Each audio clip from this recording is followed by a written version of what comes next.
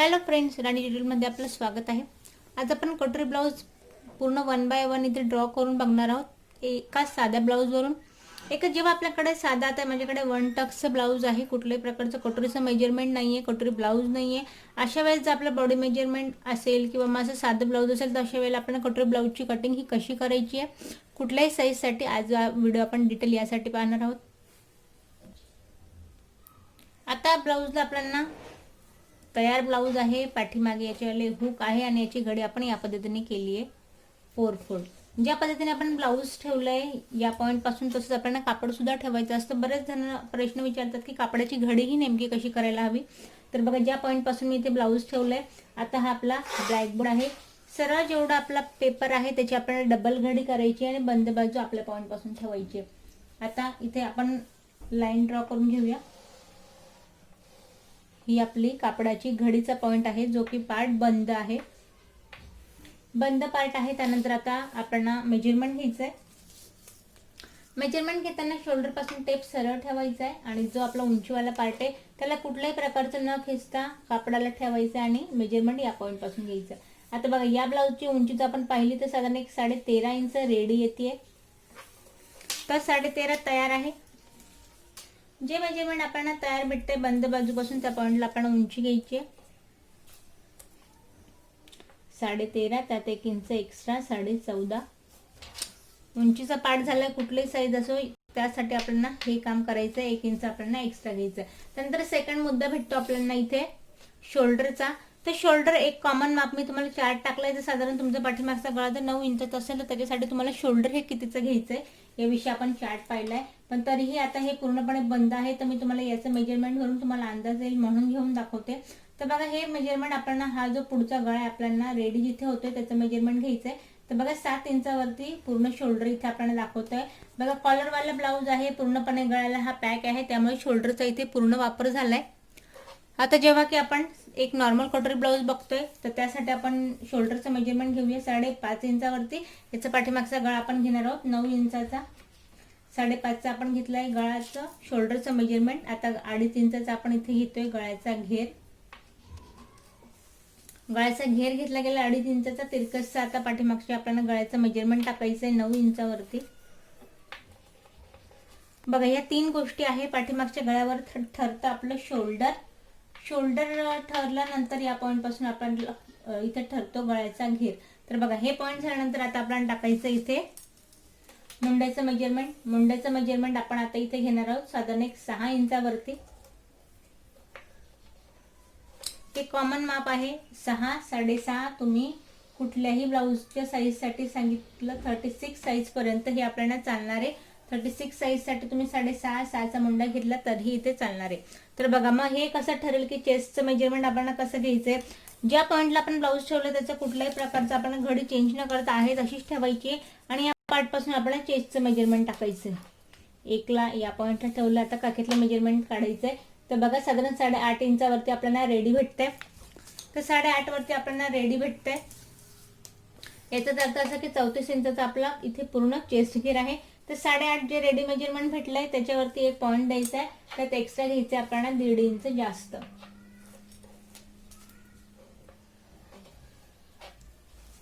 पाठीमागची गोलाई द्यायची आपल्याला 1.5 इंचावरती. जो आपण पॉइंट दिलाय तो पॉइंट एक या टोकाला मॅच करायचा आहे आणि एक या टोकाला इथे मॅच करायचं या पद्धतीने. आता हे झाल्यानंतर आपल्याला कमरेचं मेजरमेंट टाकायचं. उंची आपली टाकून झाली आहे. हा आपला कमरेचा पार्ट आहे. कमरेचं जे रेडी मेजरमेंट आपल्याला भेटतंय ते इथे टाकायचंय. तर 7 आपल्याला रेडी मेजरमेंट भेटतंय कमरेचं. 28 इंचाचा याचा अर्थ आपला कमर घेर आहे. 7चा चौथा पार्ट आलाय. 7 वरती एक पॉइंट द्यायचा आहे आणि त्यात आपल्याला एक्स्ट्रा घ्यायचं इथे 2 इंच. अर्धा इंच एक्स्ट्रा घेतोय चेस्ट घेरपेक्षा, कारण की आपल्याला टाकायचंय पाठीमागचे टक्स.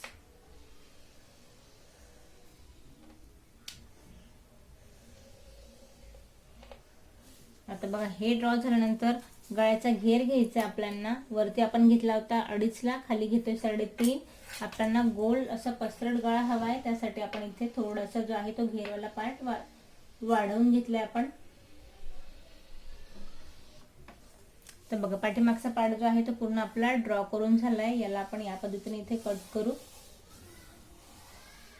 तर बघा पाठीमागचा पार्ट आपला ड्रॉ करून झालाय. आता पाठीमागचा पार्ट ड्रॉ झालाय, त्यानंतर मेन जो आहे तो फ्रंट पार्ट आहे, तर आपण फ्रंट पार्टही इथे ड्रॉ करून घेऊया. आता ब्लाऊजचा मेजरमेंट फक्त चेस्टवरून आपण आता पूर्ण कटोरी इथे तयार करणार आहोत. कटोरीसाठी जसं की मी तुम्हाला चार्टमध्ये सांगितलं, कटोरीचं प्रत्येक जेव्हा साईज बदलते तेव्हा कटोरीचं माप हे बदलत नसतं, ते ठराविक ठरलेलं असतं. 5, 5.5, 6, 6.5, 7, 7.5, 8, 8.5 अशी ही ठराविक मापं असतात. आपण चार्टमध्ये हे सुद्धा पाहिलं की आपण याला कुठल्या साईजसाठी वापरायचे.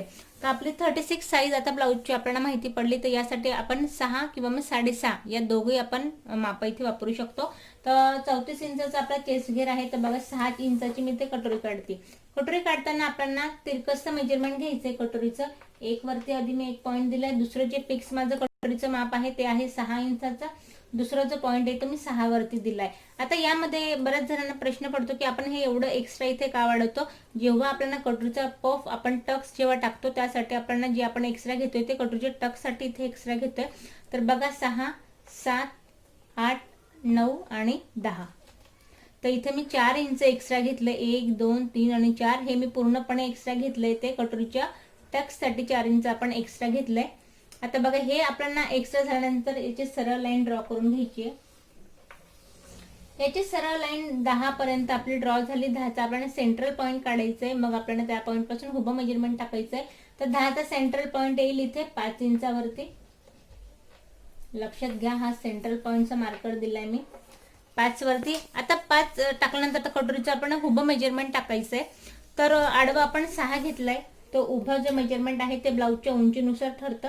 आता 13.5चा ब्लाऊज जो आपला उंची आहे 13.5ची, तर मी 6 सुद्धा सेंट्रल पॉईंटला ठेईल. 6 इंचाची उभी जी कटोरी आहे ती 6 इंचाची येईल. जे उभं माप आहे कटोरीचं ते आपल्याला सेंट्रल पॉईंट पर्यंत ठेवायचं. याचं सुद्धा एक सोपी टेक्निक आहे. जे फिक्स वाले माप आहे ते आपण आधीच टाकून घेतो. इथे मी 6 होतो तर ते फिक्स पर्यंत या पॉईंट पासून टाकून घेतलं. इथे सुद्धा माझं 6 माप आहे तर मी फिक्स या पॉईंट पर्यंत ते 6 ला टाकून घेते. आणि हे जे वाढीव करणार आहे हे सुद्धा मी टक्ससाठी इथे वाढीव करणार आहे. आता 1.5 इंच आपल्याला यात वाढवायचे. 6, 7 आणि 7.5 अर्धा इंच जे वाढवलं ते फक्त मी टक्ससाठी वाढवलं.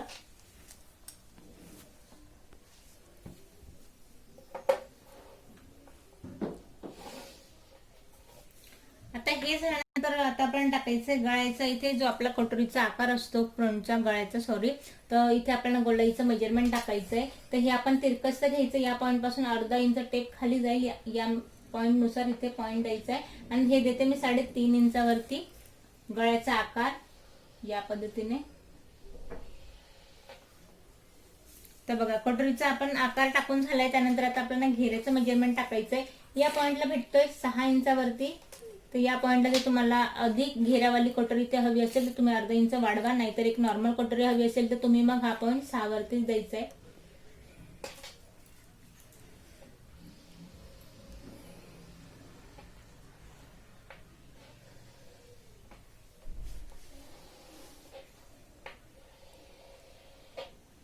आता बघा कटोरी तर आपली रेडी झाली आहे. पण मग जे आपण फिक्स वाला घेतलंय आणि हे जे आपण टक्स मध्ये ऍड करणार आहे आणि परत आपण कटोरीचा घेरा जो आहे तो वाढवून हवाय. तर त्यासाठी एक महत्वाचं काम करायचं. 1 इंच आपण या पॉईंट पासून आत घ्यायचंय. जिथे की आपली हुकपट्टी आयपट्टी लागते या पॉईंट पासून 1 इंच आपण आत घ्यायचंय. या पॉईंट पासून साधारण 1.5 इंचाचं मेजरमेंट घ्यायचंय. आणि हे दोघे पॉईंट मॅच करून तिरकसचा जो आहे तो पफ इथे कटोरीला द्यायचा आहे या पद्धतीने. आता बघा हा वाला पार्ट जो आहे तो पूर्ण आपल्याला कट करून घ्यायचा आहे. आता हा पार्ट इथे कट झाल्यानंतर आपल्याला टाकायचा आहे कटोरीचा टक्स इथे. तर कटोरीचा टक्स जसं की आडवा आपण 4 इंच वाढवलंय तर 2 इंच या पॉईंट पासून आणि 2 इंच या पॉईंट पासून. हे झालं आडवं फिक्स मेजरमेंट. आता उभा टक्स जसं की मी 1.5 इंच घेतला. जर ज्यांना टक्स हा कमी आवडतो त्यांनी 1.5 इंच घेतला तरी चालेल. मग लास्ट याचा वाला आपण 2 मग 2.25 किंवा मग लास्ट 3 एवढा टक्स घेतला तरी सुद्धा इथे आपल्याला चालतोय. पण आता बघा इथे मी साधारण घेते 2.5 इंचाचा टक्स. काहींना टोकदार आवडते, काहींना कटोरी जे आहे ते सिंपल आवडते. तर 1.5 इंच तर 3 एवढे टक्सचे इथे उंचीचे प्रकार आहेत. तुम्हाला जशी आवडतं तुम्ही टाकले तरी चालतील. पण मी कॉमन तुम्हाला माप सांगितलं 2.5 इंचाचं. यानुसार तुम्ही ते टक्स टाकलं तर एक नॉर्मल कटोरी ब्लाऊज आपल्या इथे रेडी होते. तर बघा कटोरी ड्रॉ करून झाली. आता हिला आपण न खोडता कटोरीवरनच आपल्याला कट करायची इथे साईड पट्टी. तर मग साईड पट्टीसाठी आपल्याला मेजरमेंट जे आहे ते गोलाईवाल्या पार्टचं हवंय. तिरकसचं बघा. आता हे दाखवतोय मला तयार 7.5 इंचावरती रेडी. तर 7.5 जे रेडी आहे ते 7.5चं 7.5 आपण मेजरमेंट मध्ये तिरकसचं या पद्धतीने टाकायचं आहे. जो गोलाईवाला पार्ट आहे तो सुद्धा आपल्याला इथे आकार द्यायचा आहे गोलाईवाला. त्याच्यामुळे फक्त आपल्याला उंचीचं साईड पट्टीचं लक्षात येईल तेवढ्यासाठी फक्त हे मेजरमेंट इथे टाकून घ्यायचंय. मी 7.5च टाकलं. 7.5 म्हणजे अजून आपल्याला वाढवायचं नाहीये. जे 7.5 आहे त्यालाच आपल्याला घ्यायचंय. आता बघा त्यानंतर इथून जे आपण मेजरमेंट टाकू, हा कटोरीचा भाग जो आहे तो आपला इथे लागतो गळ्याला. इथून जो आहे तो पूर्ण गळा आपला रेडी होतो. त्यामुळे साईड पट्टीचं मेजरमेंट आपल्याला गळ्याच्या उंचीनुसार टाकायचं. जर हे मोठं झालं तर शोल्डर हे डाऊन होण्याचे चान्सेस जास्त असतात. त्यामुळे इथून आपल्याला मेजरमेंट हे याचं पण सुद्धा एक ठराविक माप आहे त्यानुसार आपल्याला टाकायचं आहे. याचा मी चार्ट स्पेशली टाकलाय. तर बघा या पॉइंट पासून आपल्याला घ्यायचं हे 5 इंचावरती साईड पट्टीचं मेजरमेंट घेतोय आपण. उंचीचं हे घेतलंय मी 5 इंचावरती. आता ह्याच्यानंतर पूर्ण शोल्डरचं माप टाकायचंय. अडीच जो गळ्याचा पार्ट आहे त्याला आपल्याला या पॉइंटला ठेवायचंय जो की पूर्णपणे बाहेर येणार आहे. त्यानंतर आपल्याला 5.5 वरती दुसरा पॉइंट द्यायचा आहे. हे मी ड्रॉ करते फक्त तुमचं लक्षात येण्यासाठी. नसतं शोल्डरचं मेजरमेंट टाकलं असतं ठराविक एवढं तरी चाललं असतं, पण तुम्ही ही पद्धत जी आहे कशी कटिंग करतो आपण ही लक्षात यावी त्यामुळे मी पूर्ण 5.5चा इथे शोल्डर टाकलाय. 2.5 वाला जो पार्ट आहे तो आपण बाहेर ठेवलाय या पॉइंट पासून. तर बघा आता हे झालं. त्यानंतर हा जो पार्ट आहे गोलाईवाला, जसं आपण इथे गोलाई दिली तशीच आपल्याला हा पॉइंट गोलाईने इथे मॅच करून द्यायचा आहे या पद्धतीने. हा आकार मी इथे दिलाय. हा आकार दिल्यानंतर आता आपल्याला या पॉइंट पासून द्यायची आपली मुंड्याची उंची. तर बघा मी इथे देते 6 इंचावरती सरळ या पॉइंट पासून आणि हा पॉइंट आपल्याला सरळ इथे वरती मॅच करून द्यायचा आहे या पद्धतीने. आता बघा हे झालं. त्यानंतर या पॉइंट पासून आता मुद्दा जो येतो तो आपल्या साईडच्या घेऱ्याचा येतो की आपल्याला साईड पट्टीचा जो घेरा आहे तो किती घ्यायचा आहे. आता जेव्हा मी इथलं मेजरमेंट टाकलं तर साधारण पट्टीचा जो हे मेजरमेंट आहे आडवं ते 1 इंचाचा आहे. त्यामुळे हा जो गॅप आहे तो बरोबर आपला 1 इंचाचा येऊन जातो. त्यामुळे इथे आपल्याला काहीच कमी जास्त करायचं नाही. 1 इंच आतला येऊन जातो. आता या पॉइंट पासून आपला बाहेरचा जो घेरा आहे तो टाकायचा आहे. तर तुम्ही 1.25 इंचावरती टाकते 1 आणि जस्ट 2 लाईन इतका इथे साईड पट्टीचा आपण घेरा टाकतोय. दुसरा पॉइंट आपला ठरवून झालाय. त्यानंतर बघा 2.5ला आपल्याला बाहेर ठेवायचा आणि चेस्टचा चौथा पार्ट टाकायचा आपल्याला या टोकापासून. तर चेस्टचा चौथा पार्ट 2.5ला मी बाहेर ठेवलाय. त्यानंतर आता आपण 8.5 वरती एक पॉइंट देऊया. जो आपला चेस्ट आहे त्याचा चौथा पार्ट इथे टाकायचा आहे आणि त्यात परत आपण घेतोय 1.5 इंचची मार्जिन.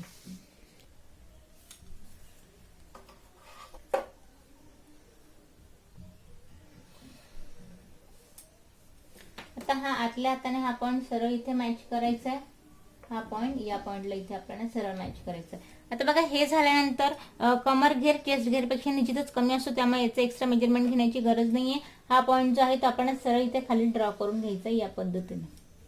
तर बघा साईड पट्टी आपली इथे उभेहूब रेडी झाली आहे. कटोरीवरून आपण कट केली साईड पट्टी. आता साईड पट्टीवरून कट करणार आहोत आपण इथे योग पट्टी.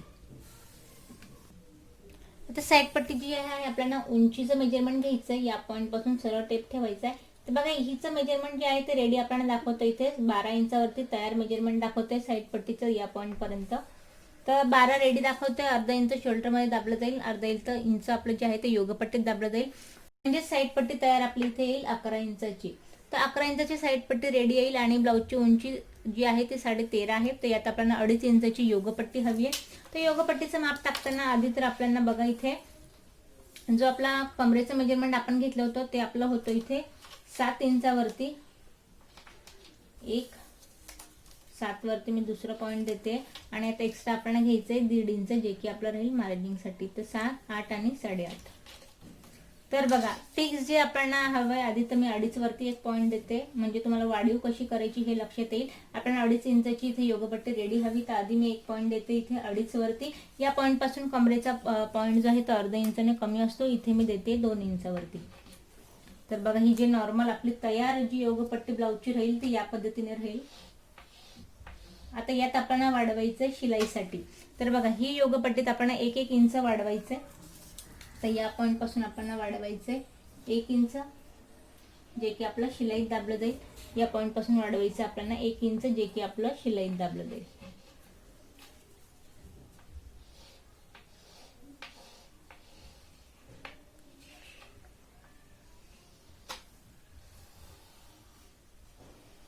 बघा हा जो आकार आहे इथे कटोरीचा टक्स बसतो. या पॉइंटला कटोरीचा टक्स लागतो त्यामुळे कटोरीचा जेव्हा तुम्ही योगपट्टीचा आकार देता तेव्हा त्याला या पद्धतीने द्या. बघा योगपट्टी सुद्धा आपली इथे रेडी झाली आहे. या पॉइंट पासून योगपट्टी रेडी झाली आहे. कटोरी आपण डायरेक्टली टक्सवाल्या ब्लाऊज पासून कटोरी, साईड पट्टी आणि योगपट्टी इथे कट केली, बॅक पोर्शन इथे कट केला. नेक्स्ट व्हिडिओमध्ये स्लीव विषयीच्या ज्या कमेंट्स आहे की स्लीवचं नेमकं मेजरमेंट हे कसं घेता किंवा 2.5 इंच का घेता, 3 इंच का घेता, तर आजचा व्हिडिओ मी तुम्हाला कटोरीविषयी, साईड पट्टीविषयी सांगितला.